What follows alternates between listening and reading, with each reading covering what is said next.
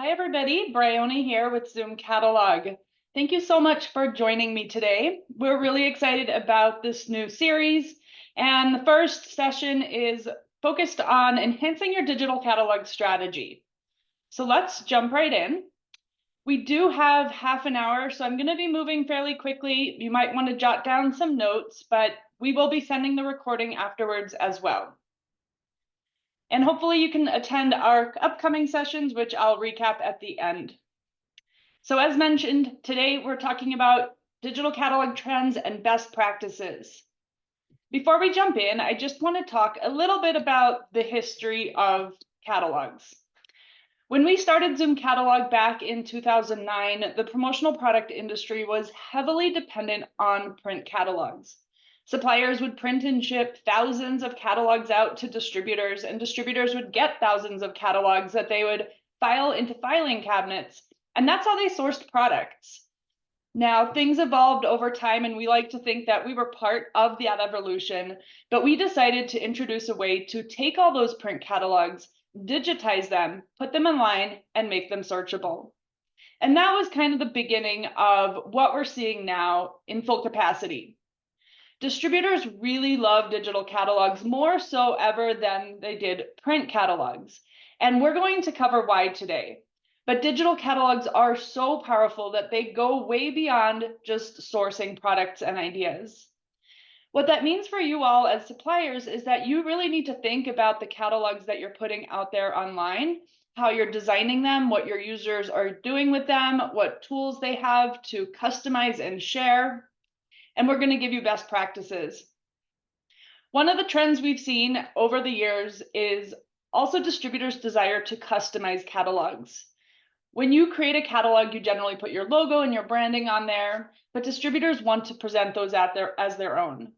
Fortunately, with the Zoom catalog tools, we make that really simple, and we'll cover some tips and tricks for ensuring your catalog is perfectly set up for a distributor to be able to make it their own so they can use it in their sales and marketing efforts. Another reason why distributors really love digital catalogs is because they get a really good idea of what products you have to offer. When you compare it to browsing around a website, when you're on a website, you're clicking around, you're looking, you don't really know at any point if you've seen everything there and gotten a good idea of what the line includes. With a catalog, you have a beginning and an end. You know as you scroll through that you've seen the product, the categories, and what's available. You've seen similar products grouped together, and you've seen beautiful lifestyle shots that enhance that visual appeal. That is part of why we're seeing more and more distributors using them. Another huge trend with catalogs that I want you all to take into consideration in the session today is thinking beyond the full line catalog. Back when we used to print, generally each supplier just had one catalog. It was a full line catalog and it was all of their products. I remember the Alpha Broder and Sanmar catalogs. We called them the bricks because they were absolutely massive. Those catalogs are very difficult to navigate online, and while there is still a time and place for full line catalogs, more and more suppliers are looking at breakouts. They're looking at creating more seasonal content, holiday catalogs, spring lookbooks. They're looking at making vertical market catalogs, catalogs for schools or real estate. Also, different brand catalogs. We see a lot from PCNA and Sanmar that they have catalogs specifically for different brands. And these targeted niche pieces just make it so much more easier for distributors to sell your products because they're putting what is relevant in front of their customers. And distributors really love sharing these catalogs because when they share a product or idea with a customer, they're not just sending one single product, they're sending your entire line or that segment of the line. So they're putting more of your product in front of their customers. So given all these things, it is important to think about your catalogs when you're designing them. And also thinking past the old way of designing, which was optimized for print. You wanted to not have too many pages to reduce cost. You wanted to put as much information as you could on the pages because they couldn't click through to see any additional information. And you also have to consider that these catalogs are being viewed not only on computers, but cell phones. So the pages are quite small. And if you're using double page spread, they're seeing one at a time. So let's jump in and look at some tips and tricks. So in this session, we're going to cover different options for creation and design that you'll want to cover. We're going to look at enhancing your digital catalog, making it more interactive. We'll also talk about future-proofing your catalog, reducing liability that something goes out of date or that you have a catalog out there that is no longer relevant. We'll touch on distribution and tracking, going beyond linking your catalog to your website and being done with it. And then we'll go through a quick list of common mistakes that we often see suppliers make with their catalogs. All right, so let's talk about creation and design. Now, I already touched on this briefly, but distributors are viewing your catalogs not only on their computers, but on their mobile devices as well. Their screens are quite small, so when you are designing your catalog, you need to consider what that's going to look like on their phone. Are they going to have to pinch, zoom in and out to see the tiny product images on the page or read the text? And that will play an important part in the decisions you make when designing your catalog, your page orientation, and the dimensions.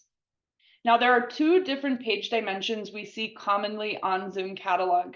One is the standard 8.5 by 11 replica of what you get in the mail if it was printed. And then we get the more square or rectangular catalogs. And there's pros and cons to each, but if I had to tell you which one is best, I would say the traditional 8.5 by 11 dimensions and orientation are going to be best for both viewing on desktop and phone. So let's take a look why. I have two catalogs here. One is the traditional 8.5 by 11, the dimensions we're recommending. And when I click to view this catalog on my browser, you can see I get two pages side by side. It fills up my screen and everything is maximized as much as it can be on my computer. Now, if I were to go open this link on my phone, instead of seeing this spread, I'm going to see one of these pages at a time. And I'm sure you can imagine it. This size almost fits perfectly into a phone browser when you're holding it vertically. So this layout is going to be perfect for viewing on all devices. Now we can look at a more square or rectangular catalog as well. This shape is amazing on desktop. I know the cover looks a little small, but once you get in here, it looks really beautiful. It takes up a nice amount of screen space, but we are losing quite a bit of space on the top and the bottom. And if you look at this on a phone, you'll have to turn your phone horizontally to really get a good view of the page. So neither one is wrong or right, but our recommendation is to use the standard 8.5 by 11 page size that we've seen for years and years. Next, we want to talk about your cover. So your cover is like your storefront. It's the first impression. And when you use tools like Zoom Catalog, that cover becomes even more important because when people are browsing what content is out there to view, that cover is generally the first thing they're going to see. So you're going to want to think about if your products are represented on your cover. Can they get an idea of what's actually in there? Are they easily able to see your company name and know who the catalog belongs to? And there are other things you want to consider as well when you look at customization. So just to explain customization, with Zoom Catalog, distributors can drop their logo onto the cover of a supplier catalog and make it their own so they can get their own unique link to share it with others, add to their website, and so forth.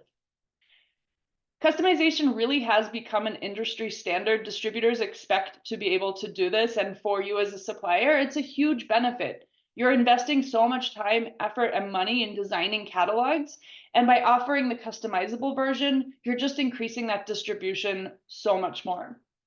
So be very, think carefully about your cover and make sure that it is giving a good impression. I'm not saying any on my screen right now are good or bad, but just showing you a variety of what is out there. You can go to zoomcatalog.com and also get a better idea of others. Next up is your table of contents. So not all catalogs have a table of contents and might not make sense if it's a smaller piece with just a few pages, but it can also be a really powerful tool because if a distributor is browsing, as they open past the first page, they get a nice overview of exactly what's in that catalog. And not only that, it can be interactive. So they can click on one of the options in your table of contents and quickly jump over to that section. So in this example here, it's a gorgeous catalog, and there's two different ways they've done table of contents in one. So on this side, they have the standard list, each section being clickable so I can jump through. They've also used two levels of table of contents. So they have the high level categories and then subcategories within. So as a distributor, again, this is super easy for me to quickly find what I need if I wanted to look for the classic wovens or the fleece basics. And then they also have an image table of contents, which I think is really creative and nice as well. And they're using this for their different brands. So I can click on each of these blocks and jump to that brand section now and quickly see the products in that brand.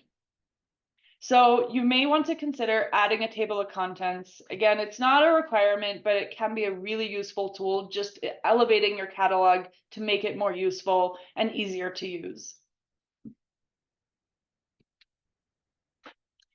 Images. So images are really at the heart of a beautiful catalog.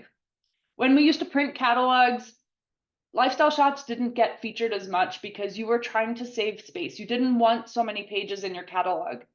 But now that you are digitizing your catalog and oftentimes not even printing them, you can utilize much more space without having to pay extra.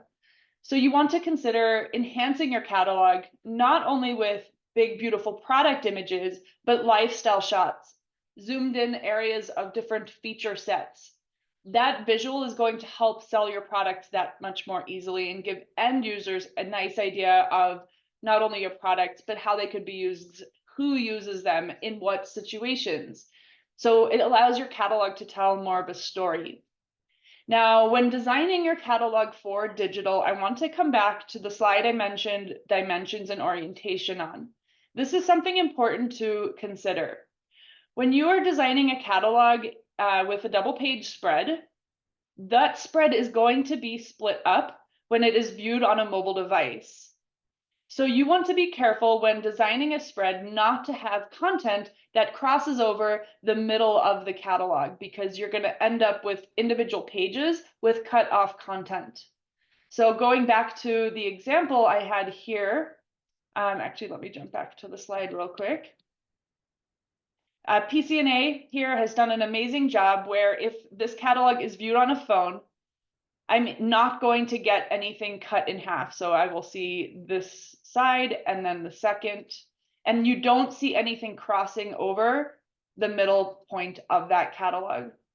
So something important to think about when designing your catalog is that your pages will be split apart. Here's another great example. We'll see this page and then this. They don't have the pro-spun text crossing across the middle. So images, of course, are really important. It truly is something that can make or break your catalog. Get those gorgeous lifestyle shots in there. Use full pages like we have in this example here to illustrate your products. And another trend we're seeing is suppliers actually thinking about if their images are snippable or social media-able. Meaning, can a distributor snip out the area and use it as an Instagram post or in a presentation on their website?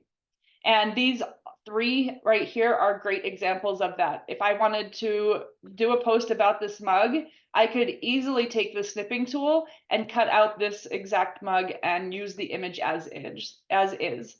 So think about how your images might be taken from your catalog and used to sell your products in other ways. Pricing. So pricing is probably one of the biggest topics that comes up. We get questions about it from suppliers all the time. And it truly is a tricky topic because distributors all kind of want something a little different. So we have some recommendations on best practices. We've seen what works well for different suppliers, but it will ultimately depend on your products, your company, and your use cases. So the question is, do we put pricing in our catalog? And if we put pricing in there, do we put a as low as price point, or do we do an entire price grid with our quantity breaks? That is not something I can answer for you, but I can speak to the different scenarios in which you might want to consider them. So the two common pricing options we see is, as mentioned, as low as, we'll jump into this catalog and take a look. You can see that Snugs has decided not to do the full tables. They've just put the lowest price point here, which allows the distributor to give their customer an idea of about how much that product will cost, understanding that it might be a little different if they buy less and so forth. So we've taken surveys and polls, and the distributors really do all want something different, but most commonly they want to at least have a way to present somewhat of an idea for their customer. Those that don't really love the full table grids are because they want to mark up the pricing. They want to sell it for more than the recommended price point. And that as low as pricing does help with that, because they have some leeway to say, that's for a really large quantity. How many do you want to buy? And I'll get you the better pricing, and they can decide on their own. But I will say there is a segment of distributors that want this whole price grid in there, and they want to see the options. If you have volatile pricing and your pricing is changing really often, the beauty of a Zoom catalog is you can make those updates. But if you feel the changes are going to happen faster than you can update your catalog, I'd recommend the as low as price point. Again, just avoiding any discrepancy in what your customers and end users are seeing based on what you have in your catalog. And then in our surveys, there was a portion of distributors that do not want pricing in the catalogs at all, which makes sense for those distributors that want to choose what they're selling the products for, or know they're going into a sale using a larger markup. So these non-priced catalogs perform really well, but in some cases they can be frustrating for distributors. So what do? Ultimately, I think best case scenario would be as low as pricing. We are seeing a trend of more and more suppliers offering a priced catalog and a non-priced version of their catalog so that distributors can choose, which is something else you can consider. It doesn't take a lot of effort to replicate your catalog in InDesign or whatever platform you're using to design it, hide the pricing, and then create a new Zoom catalog with the unpriced. And you can give both of those versions as customizable for distributors so they can choose what works best for them. So no definitive answer on pricing. I know this is a tricky subject. If you want to discuss your scenario and want some input, you can always reach out to our team as well. And then let's quickly talk about unbranded catalogs. So we already went over the ability to customize catalogs on Zoom Catalog and on the supplier website. And the point of that is for distributors to be able to present your catalog as their own. When they can do that, you are going to see a huge increase in usage, more distributors sending it to their customers, and more end users ultimately viewing your products. But this goes beyond just taking the logo off the cover. You need to make sure you're not mentioning your company throughout. So if you have your company URL in the footer, or you have links to your website from different products, which we'll touch on in a little bit, you want to make sure all of that is removed so that you have a truly unbranded catalog that a distributor can use for themselves. And again, this is similar to pricing, where it's not that difficult to create the unbranded version. You'll just duplicate it in InDesign or the platform you're using, and then remove any mention of your company. If your designer can get in the habit of it, they can put your branding all in one single layer on each page, so you can toggle on and off between branded and unbranded. And then we're going to touch on this, but you want to think about your cover and making sure there is space for a distributor to drop their logo, but we'll come back to that. So those are some general design tips that you want to take into consideration when you're designing for digital. Now, if you are printing and going digital with your catalog, you might need to do a little bit of a hybrid approach. But if you are purely going digital, those tips and tricks will make sure you have amazing catalogs that perform the best that they can. Now, the beauty of digital catalogs over print is that you can go beyond browsing a catalog. You can enhance it with interactivity and other elements. So we have a few little tips and tricks here of things you can do to make your catalog more interactive. The most common way to make a Zoom catalog interactive is by using links, both external and internal. We already saw internal links. That is where you can actually link up one page of your catalog to another. And most commonly, we see it in the table of contents. So you can see each of these table of contents items is clickable so that I can then be taken to another section. The obvious use case is table of contents, but we've seen other creative uses. There was an apparel supplier that put a button to view companion on certain products. So you could click the companion button and it would take you to the page with that companion piece. Or maybe you want to reference some additional details in the index of your catalog. You could have an internal link that goes to that page in the index. So just making that navigation and browsing experience a little bit better with internal links. And then external links means these are links that take your visitors outside of your catalog and somewhere else. The most common is to a product details page. And more suppliers are doing this, especially those that have as low as pricing, because you can add a button to click to view the product on your website where you now have all the information pertinent to the product without having to cram it all into the catalog itself. So this is an example here from Adenart. They actually put buttons on the product. So when I click here to learn more, it takes me to that product on their website, and I get much more detailed information that is not on that catalog page. Just making the catalog more shoppable and easy. But remember that these links you will want to disable and remove for your unbranded catalog you offer for customization. Now, if you haven't put buttons on the products in your design, that's okay. You can add hotspots. So when somebody's viewing and they browse over the product, they'll get a tooltip to click and it'll open up.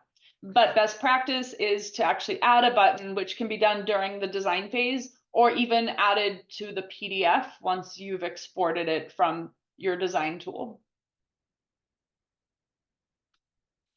If you're unsure how to add links, also reach out. We have some really simple tips and tricks on how to do this, some instructions. We can get you started, and it is something you can do very easily. You'll do it before submitting your PDF to us for conversion, and we'll make sure that all of those links are clickable inside of your catalog. Videos is another, so you can add videos throughout your catalog. If you do YouTube or Vimeo videos, they're actually going to be turned into internal videos within your catalog rather than taking your website or your visitor out of your catalog to YouTube or another place. So just to show you an example, again, I think this is Adenart. They have click to play video buttons. And when I click, you can see it opens up here in a pop-up, so I can watch this video, and not only that, I can get the link to easily share it. Obviously, videos just help users buy your products because they see it in action. You can highlight features, you can even do case studies and testimonials. And when you have videos throughout a Zoom catalog, you'll also automatically get the video panel where your videos will be compiled so somebody can browse through all of those and grab the ones that they need or jump to the pages that they're found on. And then an intro pop-up. This is just a little thing that you can consider doing. Not a ton of suppliers do, but a few do. And this is a little pop-up that you can add when you enter a catalog with some additional messaging. So what we see here is a pop-up that just tells me that as I'm browsing, I can click on products to view additional information. Then I can open catalog and the pop-up goes away. Let me just close down a few of my browser tabs. So those are highlighting a few ways in which you can make your catalog more interactive, improve navigation, and help your customers see your products more easily. Now I want to talk about future-proofing. I am on a 30-minute limit, so I'm going to move fairly quickly through the remainder of this. But if you want to deep dive into any with us one-on-one, let us know. You can also type in questions in the chat box, which we'll do at the end of the session. So future-proofing is looking at how you can make sure your catalog doesn't become irrelevant or wrong. So once you have your catalog up, your pricing might change, or maybe some product availability might change. You also might want to update that catalog from year to year. So here are a few tips and tricks you can do to make sure that you future-proof your catalogs from the beginning. The first is to really think about your catalog URLs. When you put your catalog on Zoom, we generally use the title you give your catalog as the link or the piece of the link. So when you share it, you'll see something like this. Now, what we've seen a lot of suppliers do in the past is that they'll put a year, 2024, which is difficult because next year when you have a new catalog, you're potentially going to end up with a broken link. because you can't reuse that 2024 URL for your next version of your catalog. But if you leave off that date, then you can reuse that link year after year. And so if a distributor has added the link to their website or posted on social, did a blog post about it, that link is going to direct them to the newest version no matter what. So think about your catalog URLs when going live and the name you give your catalog, and we can advise on that as well. You also want to think about having strategic white space on the cover for your customizable catalog. So I already touched on this. Distributors can drop their logo and contact information onto your catalog to make it their own. But you really want to think about what a distributor's logo will look like on your cover. Can it fit? What if their logo is blue or black or white? Will it show up? And so our recommendation is to always leave a large area on the cover, ideally like this one you see in the center. So if I had a long logo, it would still fit nicely. And we recommend that logo area be white, which will allow the logo to look really integrated and natural on the cover, not like an afterthought where it was squeezed in afterwards. Now, a few of these examples look really great. There is space for the logo, but the distributor would have to go make a white version of their logo for it to really look right on the cover. So you're going to make distributors' lives easier and likely see more customization if you leave a white area on the catalog for that logo to be dropped. Also, to future-proof your catalog, we really do have to think about the product availability and pricing changing. You can update your catalog throughout the year, so you can submit a new PDF, and we encourage you to do that. But if your pricing is changing quite often, we recommend adding disclaimers to your catalog, such as pricing is subject to change, or maybe even putting an expiration date on the pages. That just allows your catalog to be a little bit more protected, distributors as well. So if an end user gets a catalog and the pricing has abruptly changed, or for some reason you haven't taken your catalog down and it's the new year, we can fall back on that disclaimer and say, look, it did change. Let's talk about the pricing that it is currently. And we've already touched on this, but future-proofing catalogs that have volatile pricing can be challenging because you don't want to have incorrect information on there. So my best tips for managing your product catalogs, if you do have pricing that is changing often, is to use the as low as or no pricing method and adding links to view the products on your website, assuming you're keeping your website accurate and up to date. That ensures that whoever's viewing is going to see the right pricing. It's going to be a bit more trickier if you have those grids. But if you do go with grid pricing, which distributors do like, do the disclaimer at the bottom, just indicating that it is subject to change.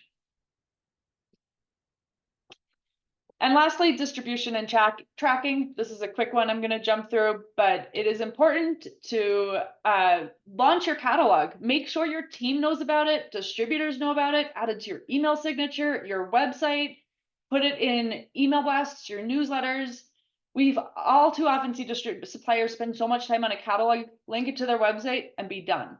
So create a launch strategy for your catalog and just repurpose it whenever you have a new one. You're going to see a huge increase in usage because people will know it exists. So we have a little launch checklist for the sake of time. I'm not going to run through each of these, but I'll just highlight a few. A common technique is putting it in your email signature so your whole team can have your latest catalog in there, getting it in front of the people they're emailing. Of course, you want to add it to your website. Also being proactive and customizing for distributors.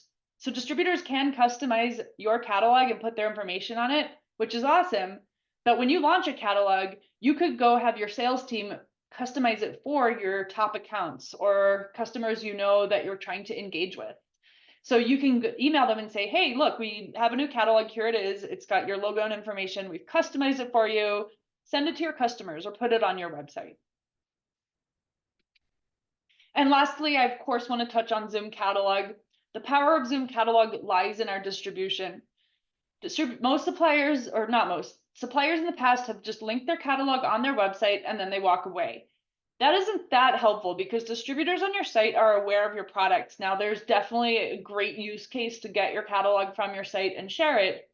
But by adding your catalogs to Zoom Catalog, you are getting our distribution network, and you're going to have so many more, oftentimes 800% to 1,000% more visitors to your catalog, because we're pushing it out to many places. The Zoom Catalog search engine, our partner portals, distributor websites, our weekly emails.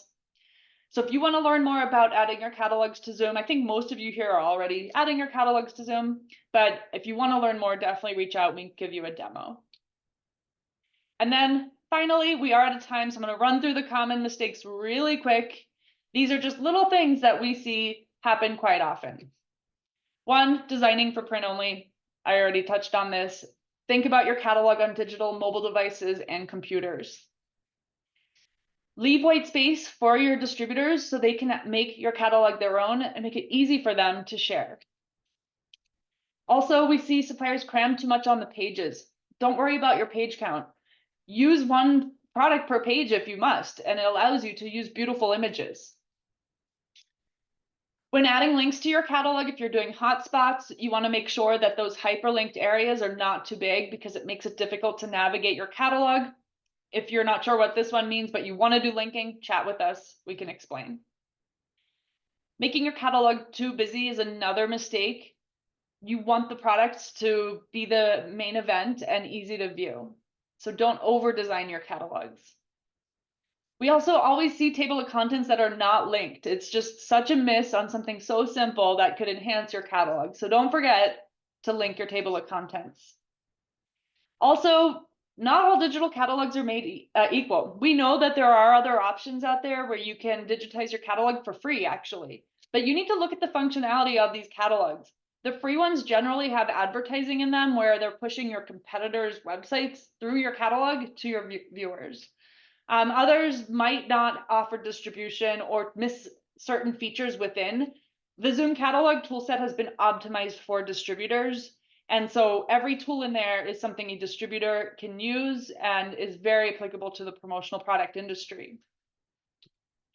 And of course, another miss is not investing further than design in your catalogs. You already put so much time and effort into it. It is worthwhile investing in that distribution and offering it as customizable. You are going to see a massive increase in ROI by making small investment in ensuring your catalog is as in many places as possible, usable, customizable, interactive, and so forth. I'm at 11:32, 2 minutes over. I just want to quickly mention that we have 2 more sessions coming up in the next 2 weeks.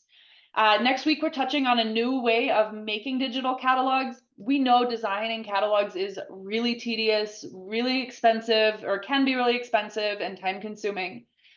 We have a new tool called Zoom Studio that allows you to create content in minutes. And we're going to show you the power of Zoom Studio and ways in which other suppliers are using them.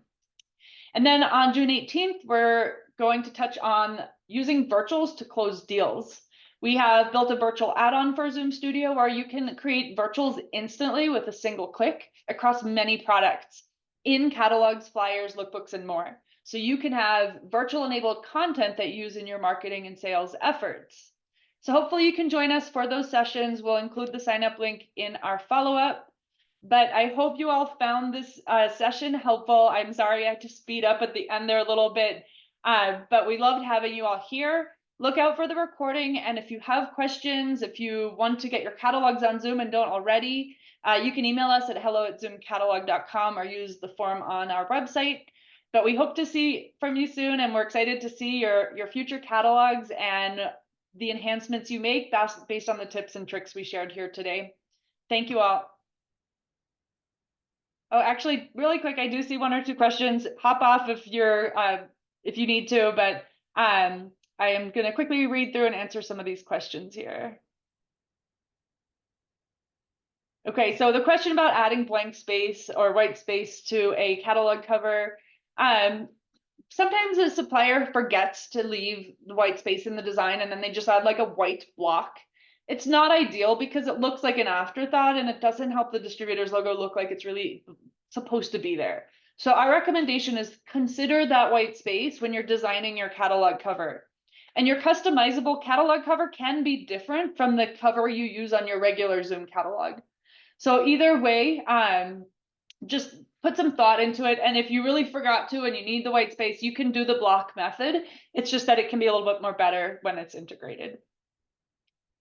I see somebody asking about how they get their catalogs on Zoom. So you'll become a supplier member if you're not one already, and then you'll be able to add the content that you want. You'll submit your catalog PDF to us, and then we export the content from it. We make it searchable in our search engine. We also give you these tools for your website. So not only will it be on Zoom Catalog, Zoom Custom, and our partner sites, but we're going to give you the tools to link to your website so your website visitors can browse your catalogs, customize them, and as mentioned in the question, also your flyers as well. Pricing. So the pricing is going to depend on the content you want to put on Zoom. So just reach out to us. We could put a quote together and go over what that looks like. Again, just email us at hello@zoomcatalog.com. Just checking. So somebody asked if distributors need to be Zoom catalog members to use our tools. So really good question. They do not. So zoomcatalog.com is a free resource for the industry. Any distributor and even end users can go to Zoom Catalog, browse, search, and share catalogs from there. Again, if you want a demo to see how it works, we'd love to meet, but we've built a tool that allows distributors to instantly search across the industry catalogs in one single click and then share the content they need. All right, I think that's most questions. A few of the questions here are more one-on-one type questions, so we'll reach out to you to get those answered. But thank you all for sticking on with me for 6 more minutes. Enjoy the rest of your week, and we hope to see you in our session next week. Thanks.